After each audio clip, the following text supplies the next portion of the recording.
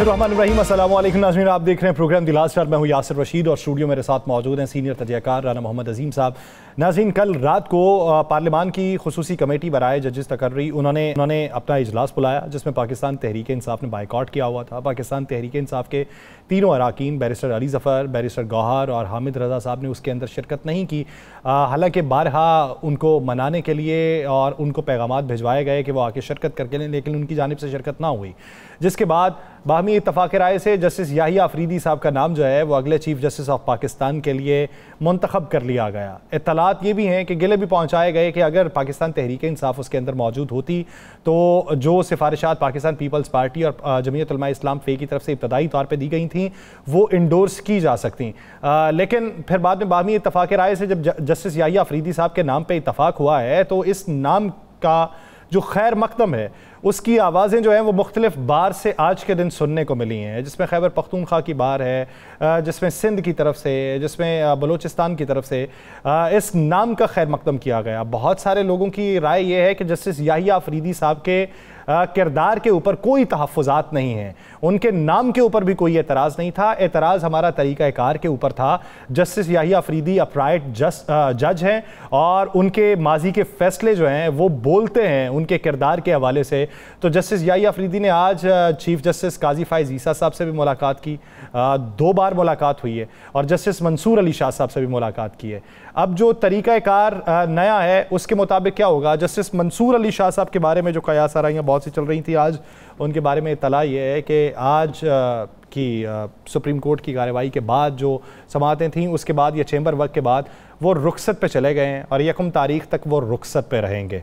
अब ऐवान सदर की जानिब से सुप्रीम कोर्ट ऑफ पाकिस्तान को एक ख़त मौसूल है जिसमें मेहमानान गिरामी की लिस्ट पूरी मांगी गई है कि फ़हरिस्त दे दें जो तकरीब हल्फ बर्दारी के अंदर शरीक होंगे। इस फैसले से जो कल रात हुआ है या उसके बारे में मुमकिना जो चीज़ें चल रही थीं उसके बरक्स हुआ या उसके ऐन मुताबिक हुआ, इसके असरात क्या होंगे? राना साहब की तरफ बढ़ते हैं।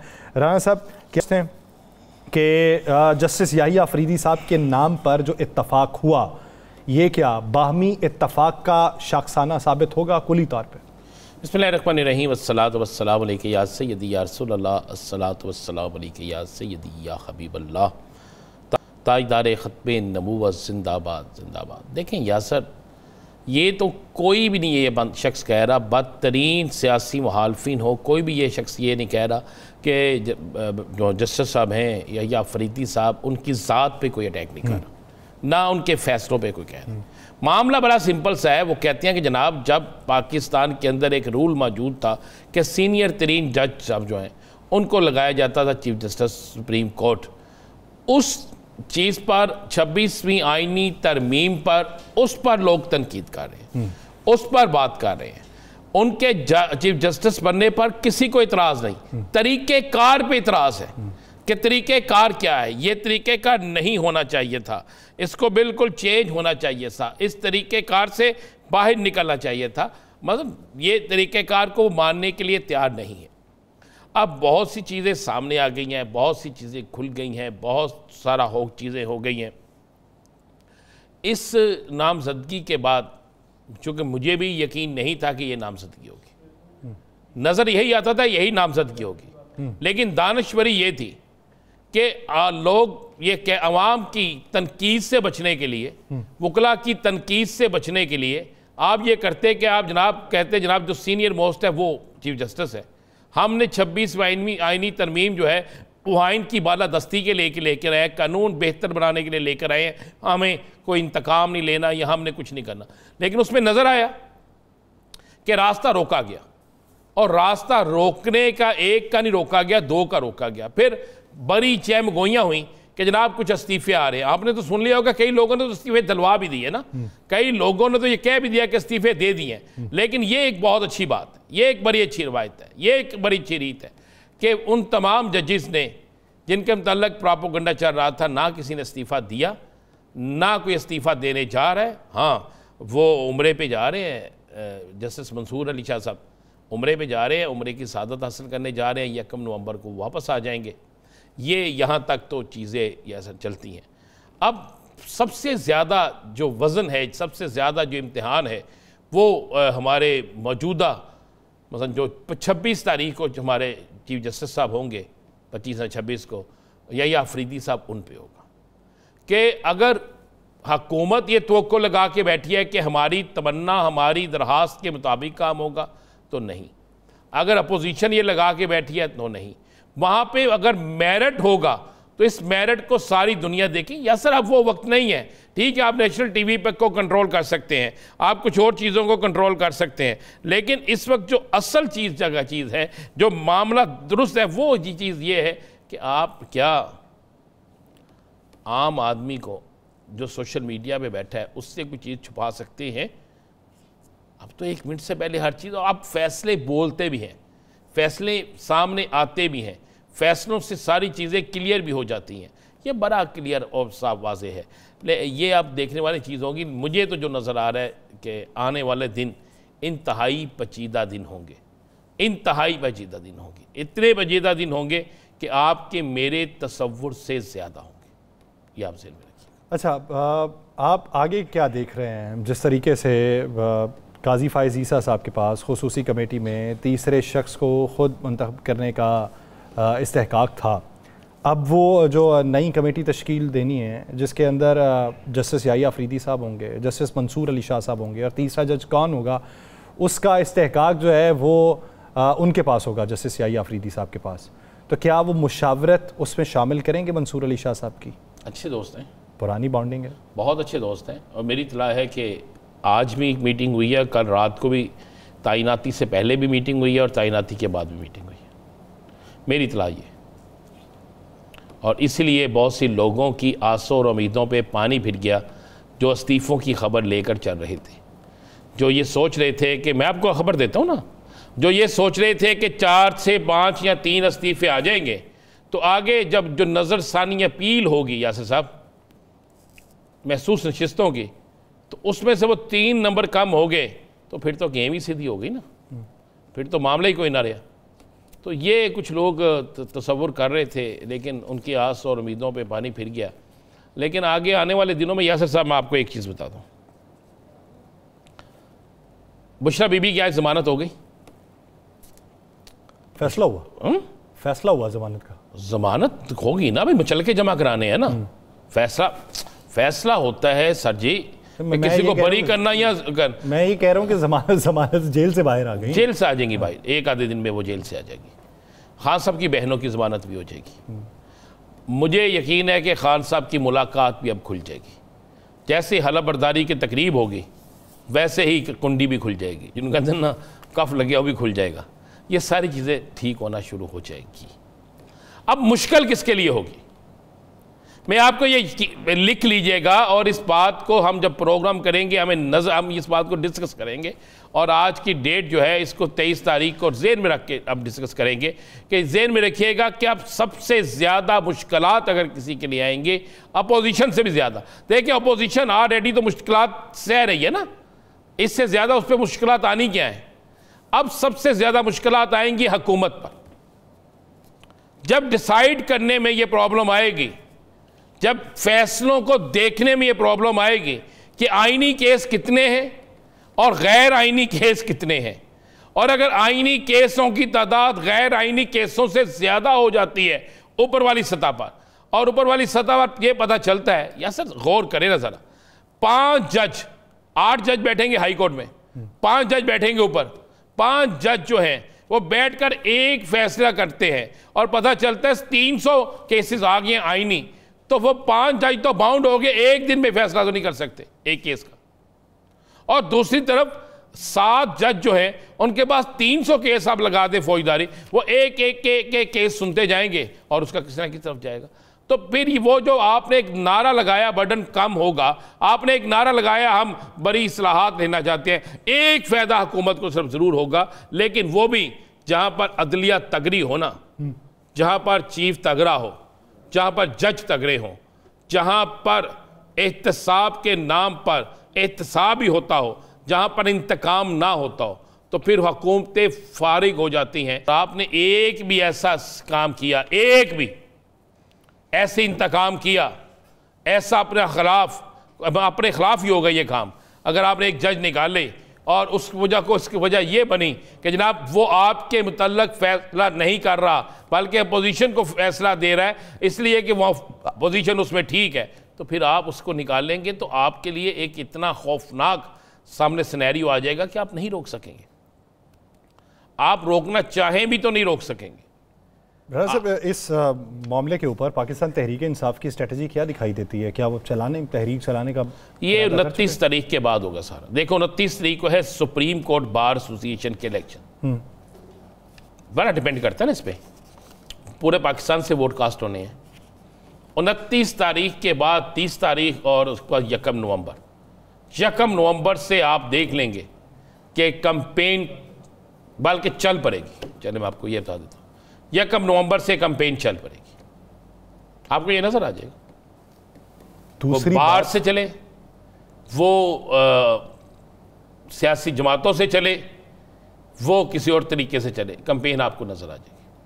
वो स्लो हो, तेज हो, कुछ भी हो, ये आपको नजर आना शुरू हो जाएगा। इसका इम्पैक्ट आप कितने अरसे में पड़ता हुआ देख रहे हैं? यानी जब कहा जाए कि किसी को लग पता गया, नवंबर का महीना जो है ना, यानी 1 महीने में। यार मुझे एक बात बताएं, यहाँ पे सालों गुजर गए हैं काम को होते होते। ये नवंबर का महीना मैं कह रहा हूँ, मैं ये तो नहीं कह रहा 30 तारीख 30 नवंबर, मैं ये तो नहीं कह रहा 28 नवंबर। नवंबर के आगाज़ में ही कुछ एहतताम शुरू हो जाएंगे, नवंबर के आगाज़ में कुछ एहतताम शुरू हो जाएंगे। बहुत से लोगों की उम्मीदों पर पानी फिरना शुरू हो जाएगा, लेकिन तुसी ना परेशान हो, तुसी हर हाल जरा खुश हो, खुश रहा करो। ये यकीन दहानी किस तरफ से है? देखें बहुत सी चीज़ें जो होती है ना, मैंने फिर कहा कि बहुत सी चीज़ें, बहुत से लोगों की तवक्कुआत, मसलन आज एक बड़े सीनियर शख्स ने यहाँ तक कहा कि हो सकता था जी, चॉइस तो ये थी कि अमीनुद्दीन साहब आ जाए, जस्टिस अमीनुद्दीन, कि हम पहले पे इनकार हो तो हम दूसरे का नाम ले लें और दूसरा भी इनकार कर दे, नहीं चीफ साहब ही आएंगे, मंसूर अली शाह साहब ही आएंगे, तो फिर तीसरे एक और पैनल बनना था ना फिर, और उस पैनल में फिर अमीनुद्दीन साहब का नाम आना था। उन्होंने कहा हम तो ये भी कह रहे थे, और उसके बाद एक और नाम जो था उसको हमने ले जाना था दूसरी तरफ, इनमें से नहीं, उनका कोई और था जिसको लेके जाना था। ये बाकायदा एक ज़ुम्मेदार शख्स ने ये बात की, और बड़े ही ज़ुम्मेदार शख्स ने ये बात की। कुछ प्लानिंग है तो हुकूमत की नाकाम हुई है ना, कुछ प्लानिंग है तो मैं कह रहा हूँ कि रात के अंधेरे में नहीं बल्कि दिन के सवेरे में भी ये बात हो रही थी। जनाब आधे घंटे बाद इस्तीफ़ा आ गया। मैंने तो 15 लोगों के, बड़े बड़े सीनियर सहाफ़ियों के ट्वीट पढ़े हैं, उनके व्लॉग सुने हैं कि यार इतने सीनियर, एक ने तो कहा हुआ है कि जनाब इस्तीफ़े तो लिखे गए हैं, बस इकट्ठे होकर मीटिंग हो रही है, एक रूम में बैठे हैं और उसके बाद दे दिए। वो 1 मिनट लाने ना सी देन ची, तो दे दिए जी इस्तीफ़े, यहाँ तक था। और वो सारा नज़र आ रहा था। बल्कि एक हमारी बहुत सीनियर सहाफ़ी, मैं उनके बड़ी इज़्ज़त करता हूँ, उन्होंने ट्वीट भी कर दिया था क्या कि 2 इस्तीफ़े जो हैं वो 12 घंटों में, 24 घंटे ही लाने हैं ना, 24 घंटे में नहीं लाए उन्होंने मैं रात को गिनया कि सुबह 10 बज जाएंगे, 10 तो बाद 10 बज जाएंगे, तो 12 घंटों में 2 इस्तीफ़े आ रहे हैं। अब उनको रहने का जवाज़ नहीं है, उन्होंने फ़ैसला कर लिया। ये यहाँ तक हो रहा था, तो वो सारी चीज़ें कहीं से उन्हें आ रही थी ना, वो उनकी ख़बरें, उनके ट्वीट कहीं से आते हुए बोलते हैं उन लोगों के, तो वो चीज़ें आ रही थी ऐसा। लेकिन ऐसा क्या अब आम आदमी को इंसाफ मिलना शुरू हो जाएगा? हम तो दुआ करते हैं हो जाए। क्या अब पाकिस्तान के अंदर जमहूरियत का बोल बहुत बाला हो जाएगा? क्या ये जो आईनी मुकदमात हैं यासिर साहब जी, अब ये ठीक हो जाएंगे? सारे सब ठीक हो जाएंगे? क्या सुप्रीम कोर्ट के हुक्म पर अब इलेक्शन कमीशन अमल कर लेगा? ये सवाल मैं ये देखें, यही चीफ जस्टिस साहब या फरीदी साहब का एक नोट शामिल है, लेकिन ये उस फैसले का हिस्सा है। हक में दिया, ये मुखालफत में दिया, इस चीज को साइड पे कर दे। हिस्सा है कि 39 लोग जिन्होंने पीटीआई लिखा उसे सीटें देनी चाहिए, ये लफ्ज़ इन्होंने लिखा है ना जी। तो क्या उनको सीटें दे दी हैं? ये सवाल तो पैदा होता है। ये सवालात आपके, इनके जवाब जानते हैं फवाद चौधरी साहब। एक ब्रेक के बाद करेंगे। नाज़रीन कहीं नहीं जाएगा, स्टे विद अस।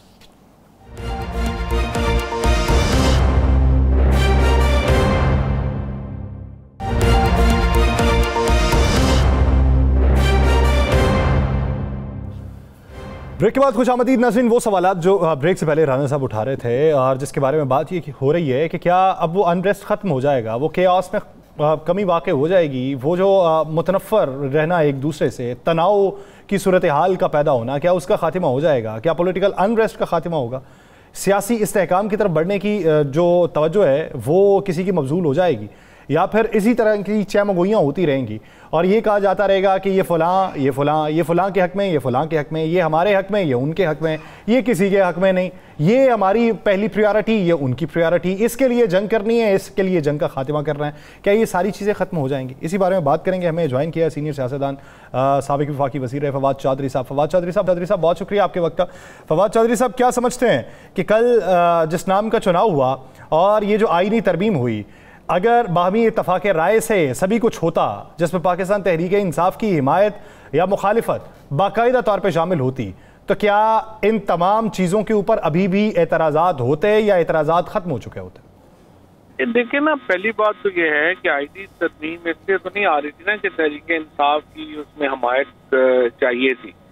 ये तो सीधी सीधी जो सारे पाकिस्तान के मसाइल हैं वो इसलिए है कि आपने एक इलेक्शन करवाया है जिसका नतीजा तब्दील किया गया है।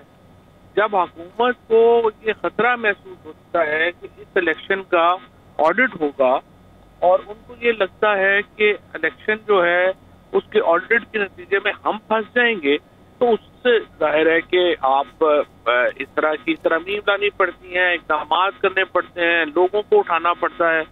चीजें जो है सारी की सारी जो पाकिस्तान की अनरेस्ट है, ये जो भी आपने बात की या राना साहब ने पहले बातें की, लेकिन इसकी सिर्फ एक ही वजह है और वजह ये है कि इलेक्शन 8 फरवरी का इलेक्शन चोरी किया गया 9 फरवरी को, और उसकी वजह से पाकिस्तान के अंदर अब सारे झूठ बोलने पड़ रहे हैं एक इतने बड़े डाके को छुपाने के लिए। और आप जब तक वो यहाँ पे वो बुनियाद खराब है, आप जो मर्जी ऊपर करते जाएंगे तो वो तो ये खराब ही रहेगी ना। अच्छा, आप चूँकि फवाद साहब सहाफ़ी भी हैं, सियासतदान भी हैं, वकील भी हैं, तीनों बैक वक्त आप चीज़ें जो हैं आप तीनों चीज़ों से आपका तल्लक है। मुझे ये बता दें, एक फ़ैसला आया था जो महसूस नशिस्तों का, इस पर 13 रुकनी बेंच था। अब जब आइनी अदालतें आइनी बेंच बनने जा रहा है जिसमें 5 लोग होंगे, क्या ये फैसला, इसकी नज़रसानी अपील उनके पास जाएगी या जो पहले बेंच था उसके पास जाएगी? नहीं, ये कोई पता नहीं अभी। ये तो इश्यूज हैं, ये तो सारी जो है तबाहकुन तरमीम है जिसका ना सर है ना पैर है, जिसमें कोई समझ नहीं आ रही कि देखें सुप्रीम कोर्ट में पहली बात तो ये है कि हर केस जो है वो उसमें आईनी नुक्ता भी इन्वॉल्व है और कानूनी नुक्ता भी इन्वॉल्व है। तो अगर सुप्रीम कोर्ट के सारे केस 5 जजों के पास चले जाने हैं तो बाकी 13 जजों ने फिर बैठ के वहाँ क्या करना है? कोई भी देखना, अब आप फॉर एग्जाम्पल आपकी तनख्वाह है उसके ऊपर टैक्स लग गया है, अब ये कानूनी भी इसके अंदर ग्राउंड होंगे, बट आईनी तौर पे भी आप कहेंगे कि जी आइन ये फलानी शख्स के खिलाफ है। हर जो आप मुकदमा पढ़ते हैं देखते हैं आइन से ही फ्लो करते हैं ना सारे कवानीन, तो उसमें किसी न किसी में इंटरप्रिटेशन तो इन्वॉल्व होती है। तो ये बेसिकली देखिए इसका मकसद सिर्फ एक है और वो ये है कि जो पिटीशन आए पीटीआई के खिलाफ या जो पिटीशन आए एक इलेक्शन से मुतालिक, वो हमारे जज सुने और हमें पता हो कि वो फैसला क्या देंगे। इसके अलावा इस आईनी तरमीम का तो और कोई मकसद नहीं है ना। अब मसला यहाँ पे ये आना है, जो मौलाना फजलुर रहमान को जो क्रेडिट जाता है, अगर तो वो एफसीसी बना देते ऊपर और वो 7-8 अपने हैंड पे जज लगा देते तो मामला और था। यहाँ पे जो भी है वो ये हुआ है कि जो 17 जजेस सुप्रीम कोर्ट के हैं वो 12 बच गए हैं और अब इन जजेस से भी आप देखिएगा ज्यादा लंबा अर्सा नहीं होगा, विद इन वीक्स आपको नजर आना शुरू होगा कि हुकूमत इनसे मुतमईन नहीं है और उसके नतीजे में एक जो रिजेंटमेंट है वो आपको दोबारा नजर आनी शुरू हो जाएगी। और जिस तरह मैंने कहा कि जब बुनियाद नहीं है ना तो आप जो मर्जी इमारत उस पर बना लें वो पायदार नहीं हो सकता। अच्छा, उमर अयूब साहब ये क्लेम करते हैं कि मौलाना को मुसव्विदा खुद ही मालूम नहीं है, तो उनका ये क्लेम किस हद तक दुरुस्त है? ये तो देखिए, पहली बात तो ये उमर अयूब साहब को इस वक्त देखिए बचगाना बयान नहीं देने चाहिए। मौलाना फजलुर रहमान के साथ अलायंस पीटीआई के लिए बड़ा इंपॉर्टेंट है, और जो भी मौलाना ने किया है, क्योंकि मुझे सारे प्रोसेस का पता है, मुझे पता है कि कैसे गए, सारे गए, आप उनको बड़ा साथ रख के उन्होंने आपको किया है, उन्होंने बड़ी आपकी इज्जत बनाई है। तो ये अगर सोशल मीडिया पे उनके को खिलाफ बात शुरू कर दे तो लीडरशिप का काम नहीं है कि वो सोशल मीडिया ट्रोल्स के से पॉलिसी ले, ये पॉलिसी आपने देनी है। तो मुझे नहीं लगता कि पीटीआई के जो ये इमेच्योर बात होगी अगर इस वक्त मौलाना के खिलाफ पीटीआई की लीडरशिप बातें शुरू कर दे। आपको अल्टीमेटली एक जो है वो अलायंस चाहिए अपोजिशन का, और लॉयर्स चाहिए आपको, ताकि इफेक्टिव आप तहरीक चला सकें। ये जो लीडरशिप है इसको तो पता ही नहीं है, सुबह और होते हैं, शाम और होते हैं, इसको समझ ही नहीं करना क्या। फवाद साहब, क्या ये बात दुरुस्त है कि मौलाना साहब से कमिटमेंट हुई थी कि मंसूर अली शाह साहब ही चीफ जस्टिस होंगे? कहा तो यही जाता है, लेकिन मेरी मौलाना से चूंकि डायरेक्ट बात नहीं हुई है तो मुझे इस बारे में इल्म नहीं है। लेकिन जब सारी तरमीम ही वो मंसूर अली शाह साहब को रोकने के लिए ला रहे थे, तो फिर आप ये कहना मुश्किल है कि वो उनकी कमिटमेंट उन्होंने दी होगी। मेरा ख्याल है कि ये कमिटमेंट हुई होगी कि जी बाइस ईसा नहीं होंगे और नया कौन होगा, लेकिन इसका इतना फर्क नहीं पड़ता। मंसूर अली शाह साहब में और यही आफरीदी साहब में कोई इतना फर्क नहीं है। और असल चीज तो यह है कि जो आगे कॉन्स्टिट्यूशन बेंच बनना है वो हुकूमत कैसे बनाती है और उसमें किन जजेस को डालती है। वैसे तो ये सारी स्कीम ही अहमकाना है। आप देखें ना, आपने हर जगह के ऊपर 1/3 जजेस को आप कॉन्स्टिट्यूशन बेंचेस में लाएंगे तो 2/3 को तो आपने वैसे ही अपने खिलाफ कर लिया। और दूसरी बात जो सबसे प्रॉब्लमेटिक है, ये जो हाई कोर्ट्स में आपने बेंचेस बनाए हैं, आईनी बेंचेस, आप देखें ना, सिंध की हाई कोर्ट जो है वो पानी के मसले के ऊपर और जो है वो आपको फैसले देगी, पंजाब की हाई कोर्ट आईनी बेंच और फैसले देगा, केपी की और देगी। आप जो पीपल्स पार्टी का एजेंडा है 18वीं तरमीम के बाद से कि सूबों को ताकतवर किया जाए और फेडरेशन को कमजोर किया जाए, आप उस एजेंडे के ऊपर खेल रहे हैं और तबाही मचा कर दी है आपने फेडरेशन की। आप लोग जो हैं वो सूबाइयत पहले ला रहे हैं और पाकिस्तान जो है वो पीछे चला गया है। ये 18वीं तरमीम ने कमर तोड़ दी है पाकिस्तान की फेडरेशन। अच्छा, आपको सियासी हालात जो सब क्या नजर आ रहे हैं आने वाले दिनों में? देखिए राना साहब, असल तो मसला ये है कि जो सियासत में इतनी पॉपुलैरिटी के बावजूद, इतनी एक इमरान खान का इस वक्त जो तूती बोल रहा है, उसके बावजूद पीटीआई जो है वो कोई चैलेंज देने की उसमें पोजीशन में नजर नहीं आती है हमें हुकूमत को, जिसकी वजह से ये इंतहाई अनपॉपुलर हुकूमत जो है वो 445 दिनों से इमरान खान को जेल में रख के बैठी हुई है। उनकी बहनें जेल में हैं, बुशरा बीबी अब इंशाल्लाह कल रिहा होती हैं, लेकिन ओवरऑल हमें कुछ चैलेंज नजर नहीं आ रहा। ये एक बड़ी प्रॉब्लम है जिससे लोगों की रिजेंटमेंट बढ़ रही है और होपलेसनेस बढ़ रही है। नाउमीदी जो है ना वो बड़ी एक लीथल चीज है और किसी भी सोसाइटी के लिए वो बड़ी जहर कातिल है। तो पाकिस्तान में इस वक्त आप देखें ना, मतलब नाउमीदी इतनी ज्यादा है कि लोगों की कोई रही नहीं, कि लोगों की उम्मीदें खत्म होती जा रही है कि ये मुल्क बेहतर भी होगा कि नहीं होगा। जब आप नाउमीदी की फवाद चौधरी साहब बात करते हैं तो अगर पीटीआई कारकुनों की बात की जाए तो उनके अंदर एहतजाज की तड़प बहुत ज़्यादा देखी गई, लेकिन वो उसकी अक्कासी जो है वो लीडरान में दिखाई नहीं दी और पै दर पै के वाक़यात के बाद उनकी भी हिम्मत जवाब दे रही है। तो ये जो पॉलिसी रहनुमाओं की जानिब से अपनाई गई, या जिसमें बेशुमार वजूहात और भी अपना लें कि रुकावटें खड़ी करी या किसी ने उसको ही तौजी बना लिया, ये जो तर्ज सियासत अभी के दौर में पाकिस्तान तहरीक इंसाफ के नए रहनुमाओं का रहा है, इसका इम्पैक्ट आने वाले दिनों में पार्टी पे क्या पड़ेगा?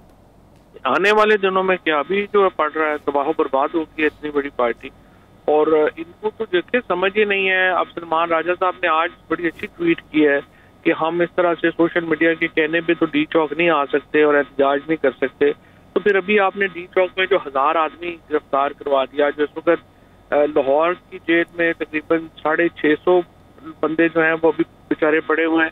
जेलम में 720 आदमी है, इधर रावलपिंडी अडयाला जेल में 500 आदमी है। खुद आप कह रहे हैं कि जी वो आप हमने अरेस्ट होने के लिए तो नहीं आना डी चौक। तो देखे ना, ये तो बड़ी ज्यादती पे मबनी फिर आपकी पॉलिसी और बयानात है कि आप कारकुनों के लिए आप समझते हैं कि गिरफ्तारी हलाल है और अपने लिए आप कहते हैं कि नहीं हराम है। तो ये तो बड़ी इररिस्पॉन्सिबल एक इस वक्त आई थिंक पीटीआई। फिर आप देखें सुबह फलस्तीन की कॉन्फ्रेंस के ऊपर आप कहते हैं कि जी हम नहीं जा रहे, हमारा बाइकआउट है। अगले दिन आप कॉन्स्टिट्यूशनल अमेंडमेंट की कमेटी में बैठ जाते हैं। कल आप कह रहे हैं कि जी हमने ये मंजूर है चीफ जस्टिस की अपॉइंटमेंट की कमेटी में नहीं बैठना, अब कल कॉन्स्टिट्यूशन बेंचेस की कमेटी बनेगी, आप फिर उसमें बैठ जाएंगे आप। और ऊपर से फिर आप देखें आपने पूरी एक नैरेटिव क्रिएट किया कि हमारे एमएनए को अगवा किया गया, उनको तशद्दुद किया गया, उनसे जबरदस्ती वोट ली गई, और हकीकत में हुआ भी ऐसा ही था। अगले दिन आपने जो है उनको नोटिस जारी कर दिए और डिक्लेयर कर दिया कि वो गद्दार है। तो आपकी क्या पॉलिसी है? आप एक तरफ तो खड़े हो ना, सुबह और होते हैं, दोपहर और होते हैं, शाम और होते हैं। तो ये तो बिल्कुल खिलंडरे लड़कों के हाथ में पार्टी है, जिनको ना समझ है ना कुछ है। इतनी बड़ी पार्टी का बेड़ा गर्क हो गया। फातू साहब, मुझे याद है कि खान साहब की गिरफ्तारी से एक दिन पहले मैं, चौधरी गुलाम हुसैन साहब और एक और जर्नलिस्ट थे, हम खान साहब के पास थे और आपके हवाले से मैंने एक बात की कि फवाद चौधरी साहब के जाने से चंद लोगों का और नाम लिया, आपका लिया, तो खान साहब ने कहा कि यार उसने बड़ा ही काम किया था पार्टी के लिए, मुझे अगर किसी के जाने का सबसे ज़्यादा अफसोस है तो उस शख्स का है, लेकिन चलो कुछ मजबूरियां होती हैं। तो क्या आपकी कोई मुलाकात मतवक्के है जल्द, अगर मुलाकात खोल दी गई तो? पहली बात तो यह है कि राना साहब हमने तो छोड़ा ही कभी नहीं, और हमने तो देखे ना बड़ा, और आप तो खैर चूँकि आप सब लोगों को जानते हैं, पॉलिटिक्स आपने कवर किया है सारी उम्र। देखिए मुझे कोई प्रॉब्लम नहीं था, मैं मेरा अलीम साहब से, जहांगीर तरीन साहब से बड़ा करीबी ताल्लुक था, और अब भी मेरा पॉलिटिकल पार्टीज में बड़े करीबी ताल्लुकात हैं लोगों से। अगर आपने वजीर ही बनना होता तो मैं जाके और प्रेस कॉन्फ्रेंसें भी करता, शामिल भी होता, टिकट भी लेता और वजीर भी बन जाता। पर देखिए ये तो मैं 2011 में भी वजीर था। ये इम्पोर्टेंट नहीं है कि कोई आपने ओहदा लेके जो है कोई आपको क्या असरखाब का पर लगना है। हम तो इमरान खान के साथ इसलिए हैं कि इमरान खान पाकिस्तान को एक मुस्तकबिल दे सकता है। बाकी जरदारी साहब है, नवाज शरीफ है, इनसे आप उम्मीद ही नहीं कर सकते। तो इमरान खान एक वाहिद वो लीडर है जिससे आपकी उम्मीदें वाबस्ता हो सकती हैं, और इसलिए हमने अपनी जाती मफादात की कुर्बानी दी है और इमरान खान के साथ खड़े हैं। तो वो जब भी बुलाएंगे हम ज़ाहिर हाजिर हैं, उनके लिए हम इंशाल्लाह करेंगे। और नहीं भी होंगे तो भी देखें इमरान खान का जीतना बड़ा जरूरी है, पीटीआई का जीतना बड़ा जरूरी है। चौधरी साहब ये बताइए कि अगर रिहाई मुमकिन होती है, कभी ना कभी तो होगी, रिहाई मुमकिन होने के बाद पार्टी फिर से तंजीम साजी की तरफ जाती है और रीशेप होती है, क्या लगता है कि अभी हालिया जितनी कैबिनेट है, यानी कुली तौर पे जितने मेंबर्स हैं या जितने टिकट होल्डर्स हैं, इनमें से कितने जो हैं वो गायब हो जाएंगे? नहीं देखें, बात यह है कि हर बंदे की एक कैपेसिटी होती है। मतलब अगर आप मुझे इंडिविजुअली सलमान राजा का कहें या गौहर साहब का कहें या बाकी कई लोगों का इसमें कहें, तो they are very respectable people, they are very honourable people. मतलब ये वो एक समझिए कि कोई रवायती नून लीग पीपल्स पार्टी में तो 2 नंबर लोग जमा हुए हैं ना, ये लोग 2 नंबर नहीं है, ये बड़े ऑनरेबल लोग हैं। लेकिन ये जिस काम जो इनको दिया गया है वो काम इनका नहीं। तो ये एक इम्पॉर्टेंट बात है कि हर आदमी, कई आदमी जो है वो किसी में अच्छे होंगे, कई आदमी किसी में अच्छे होंगे, उसके मुताबिक काम जो है वो होता है। तो अभी एक बहरान है। और वैसे मैं आपको एक बात ये बताऊं कि इस वक्त पार्टी एग्जिस्ट नहीं करती। इस वक्त इमरान खान जो है वो उसकी मानता है। आज इमरान खान ये जो फॉरवर्ड ब्लॉक वगैरह कहते हैं, आप फॉरवर्ड ब्लॉक क्या बनेगा? मतलब आज इमरान खान को जो छोड़ेगा वो वजीफ तो खत्म हो जाएगा, कल इमरान की जगह और लोगों को टिकट दे देंगे, वो लोग जो है वो MNA MP होंगे। तो फॉरवर्ड ब्लॉक की तो कोई अहमियत है ही नहीं ना, उनका क्या, उनका अपना वोट बैंक ही नहीं है। तो आई थिंक फिर ये भी अनफॉर्चुनेटली पार्टी को जो करना चाहिए, देखिए आरिफ अलवी साहब हैं, असद कैसर हैं, अली अमीन चीफ मिनिस्टर हैं, आतिफ खान है, इन लोगों को थोड़ा चार्ज देना चाहिए और पॉलिटिकल डिसीजन मेकिंग जो है वो अपने हाथ में लेनी चाहिए। और एहतजाज से पहले एक पॉलिटिकल अलायंस क्रिएट होना बड़ा इम्पोर्टेंट है। ये नहीं है हो सकता कि आप सुबह जो है वो मौलाना साहब की तारीफें करें, शाम को आप उनके खिलाफ हो जाएं। एक थोड़ा रख रखाव होती है, चीजें उनको लेके चलना होता है। फिर देखें वो NGO नहीं चला रहे। एक तो ये PTI में जो सोशल मीडिया पे लोग आ जाते हैं कि वो पता नहीं छोड़ देंगे, तो भाई आपने धोखा दे दिया तो क्या होगा? इस तरह थोड़ी होता है। आपने उनको बताएंगे KP में आप उनका इंटरेस्ट कैसे सर्व कर सकते हैं, कराची में जमात इस्लामी को आप क्या दे सकते हैं, सो दैट एक माहौल बने और जिसमें अपोजिशन पार्टीज एक दूसरे के करीब है।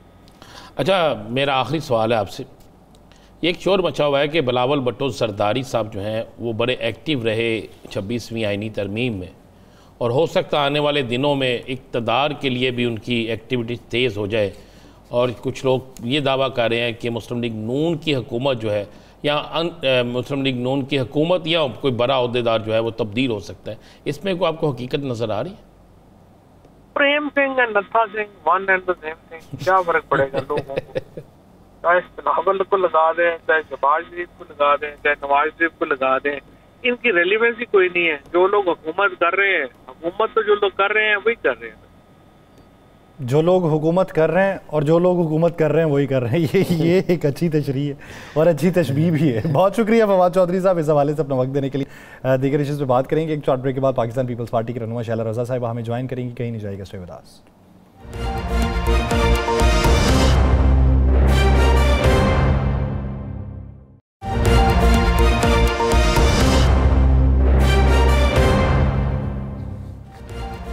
ब्रेक के बाद खुशामदीद नाज़रीन। पुरानी गुर्बतें जब दोबारा से होने लगे और कुछ अदावतें जिनका खात्मा होने लगे तो फिर उनका कुछ समर भी मिलता है। जिस तरीके से मौलाना फजलुर रहमान साहब अपोजिशन बेंचेस पे बैठे और अपोजिशन बेंचेस पे बैठ के अपोजिशन जमातों के मौक़िफ़ की तायीद करने लगे, लेकिन फिर हुकूमती मौक़िफ़ की भी उन्होंने एक जगह पर तायीद की। उस हुकूमती मौक़िफ़ पे तायीद पे उन्हें बेशक उन्होंने अपनी सिफारिशात के ऊपर राग़िब भी किया, उस हवाले से उन्हें माइल भी किया, लेकिन बिलाखिर इत्तफाक हुआ। और इत्तफाक के बाद अब आने वाले दिनों के अंदर मज़ीद कितनी बातों के ऊपर इत्तफाक होगा और उसके समरात कैसे देखने को मिलेंगे, और आईनी तौर पे ये जो तरामीम हुई हैं इसका इम्पेक्ट पाकिस्तान की जमहूरियत के ऊपर क्या पड़ेगा। बिलखुसूस बात जमहूरियत के हवाले से है कि जमहूरियत पे क्या पड़ेगा, कितना फ़ायदा होगा और क्या किसी खास तबके को होगा या बिला तफरीक होगा। इसी बारे में बात करेंगे। पाकिस्तान पीपल्स पार्टी की सीनियर रहनुमा शैला रज़ा साहिबा ने हमें ज्वाइन किया है। शैला रज़ा साहिबा, बहुत शुक्रिया आपके वक्त का। शैला रज़ा साहिबा, एक बात की तायीद या तरदीद कीजिएगा। कहा यह जाता है अब तो जो होना था वो तो हो गया और उससे अच्छे की हम उम्मीद रखते हैं और उम्मीद अच्छे की ही रखनी चाहिए, लेकिन कहा यह जा रहा है कि कल पाकिस्तान पीपल्स पार्टी और जमीयत उलमा इस्लाम पे इब्तदाई तौर पे जस्टिस मंसूर अली शाह साहब के नाम पे इसरार कर रहे थे, लेकिन बाद में फिर बाहमी इत्तफाक राय से जस्टिस याहिया अफरीदी साहब का नाम आया। क्या ऐसा ही है? जी मुझे मालूम नहीं, मैं उस कमेटी में नहीं थी। सही। अच्छा, बिलावल भुट्टो जरदारी साहब ने इस आईनी तरमीम पर बड़ा काम किया और अनथक काम किया सुबह से लेकर शाम तक, और इसका क्रेडिट भी उन्हें जाता है। जब आप समझते हैं कि वो एक आईनी तरमीम जो नामुमकिन था उसको मुमकिन कर सकते हैं, तो क्या बिलावल भुट्टो जरदारी साहब आने वाले दिनों में इस पाकिस्तान को इस बहरान से निकालने के लिए, जो मुआशी बहरान है, जो अवाम की मसाइल है, इस पर हुकूमत में आके अपना रोल अदा कर रहे हैं? मेरा ख्याल है ऐसी बात नहीं है, और जहाँ जहाँ हुकूमत को मदद की ज़रूरत होगी और जो हम समझते हैं कि जो काम हमारी पार्टी से बेहतर तरीक़े से होगा वो ज़रूर किया जाएगा। आपके प्रोग्राम को बिल्कुल आखिरी लम्हों में मैंने सुना, जब मुझसे पहले तो फवाद चौधरी कह रहे थे वही लोग हैं वही रहे हैं, लेकिन अब की दफ़ा आप उसमें नहीं हैं, बस ये गम है आपको। तो जी फिलहाल हम और किसी तरह आपकी बात नहीं बन पा रही है, ये वो बेचारे कहना भूल गए। तो बात ये है कि देखिए स्प्लिट मैंडेट है और पाकिस्तान पीपल्स पार्टी की पोजीशन ऐसी है कि PMLN ने हुकूमत बनाई तो यही ऑफर PTI के लिए भी थी, और फ्लोर ऑफ द हाउस पे जो है ये बात चेयरमैन बिलावल ने की कि अगर आप बनाते तो हम आप कोई भी सपोर्टिव होते जैसे इस हुकूमत के सपोर्टिव हैं, क्योंकि दूसरी सूरत का मतलब है कि पार्लियामेंट को बंद कर दिया जाए।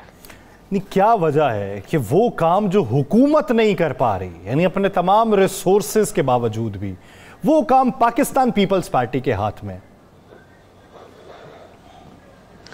ऐसी बात नहीं है। बात यह है कि जो पहले दिन तरमीमात आनी थी उसमें एक तासुर ये दिया गया जैसे वो आज ही पास हो जाएंगी, जबकि वो एक मुसवदा था जिसमें कोई 56 या 55 कुछ आर्टिकल्स की अमेंडमेंट थी, लेकिन उसको भी यही कहा गया था कि मुख्तलिफ बार काउंसिल्स के मेंबर के साथ जो है तबादला ख्याल करके, या कौन सा सही लफ्ज़ होगा कानूनी तौर पर, वो करके बनाया गया है, लेकिन उसको कोई फाइनलाइज नहीं हुआ था। तो उसको पता नहीं कौन कौन से काले सांप और पता नहीं किस किस का नाम दिया गया। बहरहाल जो भी था, हर एक ने अपनी जिम्मेदारी दिखाई और एक वो काम जो कि COD में जो है वो जिसका ख्वाब देखा गया था उसको पूरा किया। उसके सिग्नेटरी सभी लोग थे। तो वक्त जब भी आ जाए वही अच्छा होता है। अच्छा, 26वीं आईनी तरमीम होगी, अब बड़ा शोर मचा हुआ है और ये बात वो बड़े सियासतदान कर रहे हैं जिनकी बातों के मतलब आजकल कहा जाता है टीवी पे जो वो कह के जाते हैं वैसे ही होता है। तो कह रहे हैं अभी 27वीं भी आनी है और 28वीं भी आनी है, कोई ऐसा है? मैंने ऐसी कुछ बात नहीं सुनी है और मैं नहीं समझती कि इतनी जल्दी आ सकती है और उस पर बहुत कुछ हो सकता है, ऐसा नहीं है। अभी तक ऐसी कोई बात नहीं है और ये भी इतनी बात ना बनती है अगर मुख्तलिफ नैरेटिव्स जो हैं वो क्रिएट नहीं किए जाते कि पर्सन स्पेसिफिक और फलां। तो मैं ये समझती हूँ कि ये नहीं करना चाहिए था, क्योंकि आप एक ऐसी पोजीशन पे खड़े हैं और एक ऐसे लीडर के साथ खड़े हैं जिसका कुछ पता नहीं होता। उसके आप पूरी अमेंडमेंट्स में शरीक थे, आपका कोई डिसेंटिंग नोट नहीं है, आपके बड़े वाज़े बयानात हैं कि हम मौलाना के साथ हैं, मौलाना के फैसले के साथ हैं, लेकिन एन मौके पे आप अडियाला जेल की तरफ मुड़ गए और वहाँ से फिर वही आया जो हमेशा जो बातचीत हुआ करती थी उसके बाद का अंजाम होता था। क्योंकि मुझे अच्छी तरह याद है कि जब एक दफ़ा पहले मुज़ाकरात हो रहे थे तो शाह महमूद कुरैशी साहब ने कहा कि हम 80% अपने अहदाफ पा चुके हैं, लेकिन फिर एकदम से सबुटाइज हो गए। तो इस दफ़ा भी यही हुआ। और फिर इसके बाद जो बहुत ही अफसोसनाक बात हुई वो ये हुई कि अचानक आने वाले पार्टी में लोग सिर्फ इलेक्शन लड़के वो इतने हावी हो गए कि पार्लियामेंट में बैठे हुए लोग जो कि अपना हिस्सा डालना चाह रहे थे फाइनलाइज करने के लिए चीफ जस्टिस का नाम, उनको उनकी हिदायत पे नहीं जाना पड़ा और वो अपने पार्लिमानी रोल को जो कि अच्छा निभा रहे हैं पार्लिमानी कमेटीज में, स्टैंडिंग कमेटीज में, हर जो कॉन्स्टिट्यूशनल एक पोस्ट है उसके लिए वो हर इलेक्शन में हिस्सा ले चुके हैं, रोज की डिबेट में हिस्सा ले रहे थे। उनको पहले वोट से महरूम किया गया और फिर उसके बाद उनको इस फैसला साजी में भी नहीं आने दिया। क्या हुआ अगर वो आ जाते और जिसको चाहे वोट कर देते, उनको कोई हिदायत दे देते कि फलां शख्स को वोट दे दे नॉमिनेशन चीफ जस्टिस के लिए, लेकिन एक उनका पार्ट तो बनता ना। ये क्या बात हुई? अच्छा शैला रज़ा साहब, आप अपना रोल प्ले जो राना साहब पहले पूछ रहे थे कि 27वीं और 28वीं भी आ सकती है। मुझे याद है कि जब पहली मुलाकात मौलाना फजलुर रहमान साहब की पाकिस्तान पीपल्स पार्टी से हुई, गालिबन दूसरी, उसके अंदर मौलाना ने उस 56 निकाती मुसव्वदे के ऊपर ये कहा था कि इतनी उजलत में क्या करना है, आधा अब कर लें और आधा बाद में कर लेंगे। ये कहीं ऐसा तो नहीं है कि अभी आधी तरामीम हुई हैं और कुछ अरसे बाद ये कुली तौर पे होंगी, या यही कुली तौर पे थी जो अब तक की सजेशंस थी? मैं ये समझती हूँ कि अगर आगे भी कोई ऐसा काम है जिसको होना है तो कंसेंसस होंगे तो हो जाएगा, और अगर कंसेंसस नहीं होते तो ये भी ना होता। और ये भी कोई किसी की शिकस्त या जीत की बात नहीं थी, क्योंकि आईनी मामलात में कंसेंसस जितना ज़्यादा हो वो अच्छा होता है। तो लेकिन ये शो किया जा रहा था कि अगर ये तरमीम नहीं हुई तो बड़ी शिकस्त हो जाएगी हुकूमत को और इसको। तो ऐसी बात नहीं है। हर हाल में जमहूरियत की जीत जब ही होती जब कंसेंसस होता या कंसेंसस ना होता। असल बात वही होती कि कंसेंसस ना होने पे ना होती और होने पे हो गई। आने वाला सियासी सिनेरियो क्या देख रही हैं आप? मैं ये समझती हूँ कि 2-4 दिन में, क्योंकि अब फ्राइडे को और उसके बाद मंडे को शायद सेशन हो, शायद मैं कुछ कह नहीं सकती क्योंकि मैं एडवाइजरी कमेटी की मीटिंग में नहीं पहुँच सकी थी। तो मैं फिर जब सेशन होगा ये बात पुरानी हो जाएगी। और वैसे तो सुन्नी इत्तेहाद काउंसिल के अंदर जो मेंबर्स हैं वो हर दफ़ा खड़े होकर स्पीच की तलाश करते रहते हैं, वो कुछ ना कुछ स्पीच करते रहेंगे, हम उन्हें भड़ास निकालने का मौका देते रहेंगे। और हमारी पूरी तवज्जो जो है इकॉनमी पे और अपनी फॉरेन पॉलिसी पे ही रहनी चाहिए, क्योंकि इसी में अब हमें आगे बढ़ना है। अच्छा, जिस तरीके से ख्वाजा आसिफ साहब, क्योंकि बामी इत्तफाक़ राय से मंजूर हुई तो उसके पीछे के मकासद तो सभी के सेम होंगे। ख्वाजा आसिफ साहब ने कहा कि हम 17 को इख्तियार नहीं दे सकते मुल्क चलाने का, पार्लियामान चलाने का। अब आप समझती हैं कि इसके बाद ये सारा इख्तियार वापस पार्लियामान के पास पहुँच चुका है, अब किसी और के पास नहीं है? देखिए, इसमें कोई शक नहीं है कि पार्लियामेंट सुप्रीम है और पार्लियामेंट के जो इख्तियारात हैं उनको वाकई वापस लेना चाहिए और हर एक को अपने इख्तियारात के साथ अपने डोमेन में काम करना चाहिए। यही तरीका है। बहुत अरसे से डोमेन क्रॉस हो के जो मामलात हुए उससे मुल्क कहीं नहीं पहुंचा। शहनाज साहब, आपका पीपल्स पार्टी और MKM की तमाम मामला तय हो चुके हैं? अब MQM के जो बहुत से मामलात हैं वो जैसे जैसे सामने आते रहेंगे, देखते रहेंगे, लेकिन कोई ताज़ा मामला तो नहीं है। उनके मामलात अक्सर औकात किसी बड़े इवेंट्स के ऊपर आते हैं, तो फिर आपके भी अंदाजे में होगा कि बड़े इवेंट्स अभी कितने बाकी हैं। और इसमें इजाफा कर लें कि वो 2 सूबों का, सिंध के अंदर 2 सूबे बनाने की बात कर रहे हैं। देखिए, वो कोई भी बात करे, लेकिन अगर वो सूबे बनाने की बात करते हैं तो इसका आईनी तरीक़ा कार मौजूद है और वो तरीक़ा यही है कि उन्हें जो है वो रेजोल्यूशन पास करानी होगी सूबाई असेंबली से। और जब भी कभी ऐसा मौका आया तो उनके अपने लोगों ने, जो बड़े अपने वक्त के बड़े जय्यत सियासतदान थे, चाहे उसमें सैयद सरदार शाह हो या और दूसरे हों, उन्होंने कहा कि ऐसी कोई बात नहीं है और कभी वो असेंबली में या करारदाद नहीं लेकर आए। चले, एक गैर सियासी सवाल का जवाब दे दें, ये तो होगा ना, बिलावल साहब की शादी कब हो रही है? उनकी शादी उनकी मर्जी।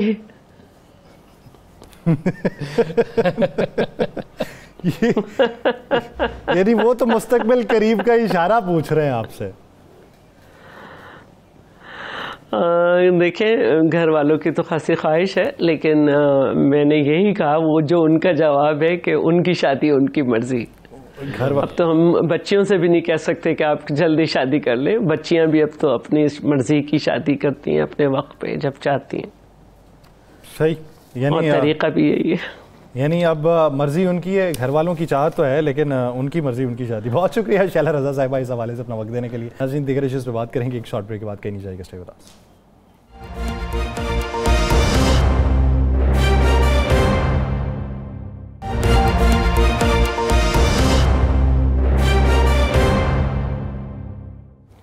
ब्रेक के बाद खुशामदीद। राना साहब, क्या समझते हैं कि अभी मौजूदा सूरत हाल के अंदर बिलावल भुट्टो साहब जितनी तगोदो कर रहे थे, उस तगोदो में उन्होंने हासिल क्या किया? देखें, मेरे पास इतला ये है कि पीपल्स पार्टी ये तगोदो सिर्फ 26वीं आइनी तरमीम के लिए नहीं कर रही थी।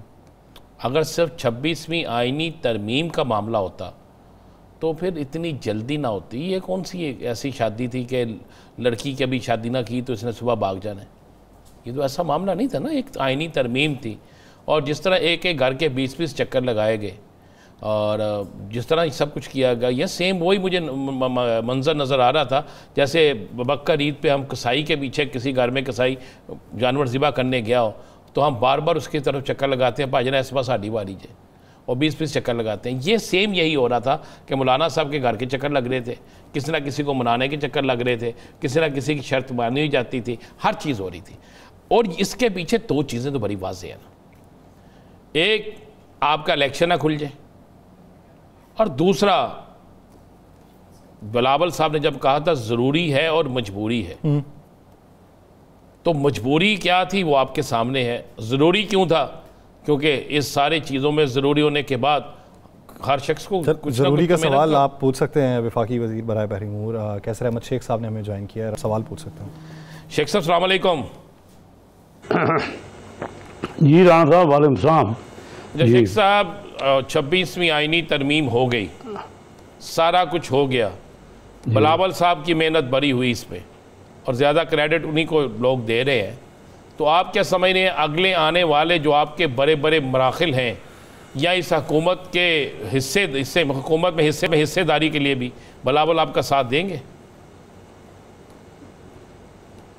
जी, हम समझते हैं कि बड़े अरसे से हम आपस में मिल के हैं और पीपल पार्टी क्योंकि एक पॉलिटिकल एक्यूमेंट रखती है और दोनों पार्टियों का आपस में इत्तेहाद से ही दोनों को फ़ायदा है, दोनों का म्यूचुअल इंटरेस्ट भी है, बेनिफिट भी है और इसमें मेजॉरिटी भी तभी बनती है अगर दोनों पार्टियां आपस में हों। और आप देख रहे हैं कि आज से कोई 18 साल पहले हमने चार्टर ऑफ इकानमी किया और उस पर हम पाबंद हैं और आज भी वही उसके नज़र आ रहे, उसके नतीजा नज़र आ रहा है कि कितनी कामयाबी से। शेख साहब, हमने ये तो देख लिया है कि आइन से ज़्यादा मुकद्दम हमें मिसाके जमहूरियत दिखाई दिया है इस बार। नहीं, आइन को ही तो थ्रू थर्ड मेजॉरिटी से तब्दील किया गया है, यह आइन के मुताबिक ही है। आइन यही कहता है, या तो मुझे बता दे मैं आइन का कोई वो शेख पढ़ लूँ जिसकी कोई खिलाफ वर्जी की गई हो, तो ये अलहदा कौमी असम्बली की और अलहदा सेनेट की 2/3 मेजॉरिटी से और इतने दिन की मेहनत से सबकी उसमें कलेक्टिव मेहनत है, उसमें सब ने मिल के शेख साहब सब पार्टियों को चाहे कि सब मिल जाएं। नहीं, पार्टियां भी सारी मिली और इसमें कोई शक नहीं कि सब की मेहनत है, नहीं तो स्कोर पूरा तो होना ही कोई नहीं सी। अच्छा शेख साहब, ये बताइएगा कि ये तो हमने इसमें कर दिया कि जो जज साहब बेहतर काम नहीं करेंगे, उनकी ACR ठीक नहीं होगी, उसे फारग कर दिया जाएगा, ये आज़म नज़ीर तारड़ साहब ने भी कहा।